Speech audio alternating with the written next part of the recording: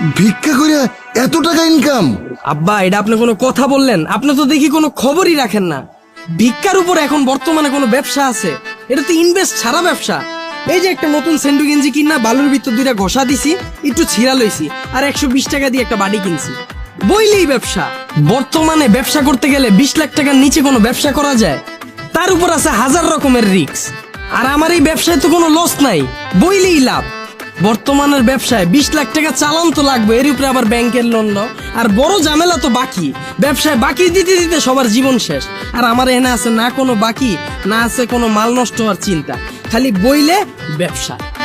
সবই ঠিক আছে, কিন্তু বাবা কারো কাছে তো আমি বলতে পারবো না, কাউকে তুমি পরিচয় দিতে পারবো না যে আমার মেয়ের জামাই একটা ভিক্ষুক।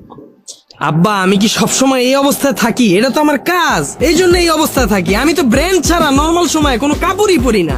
আর আপনারে মানুষ যদি জিজ্ঞাসা করে আপনার মেয়ের জামাই কি করে, কইবেন ব্যবসা করি। কে দেখতে যাইতেছে আমি কি ব্যবসা করি? আর সবচেয়ে বড় বিষয় হইলো আমরা দুইজন দুইজনরে ভালোবাসি। আর এর উপর সবচেয়ে বড় বিষয় হইলো আমার আছে কারি কারি টাকা। বর্তমানের বাবা মারা মেয়ের জন্য যখন ছেলে খুঁজে কি চায়? ছেলেটা ভালো হবে। আমার না আছে কোনো সিগারেটের নেশা, না আছে মদের নেশা, আমার আছে শুধু কারি কারি টাকা। আর কি লাগবে আপনার মেয়ের জন্য বলেন, আমি সব করব।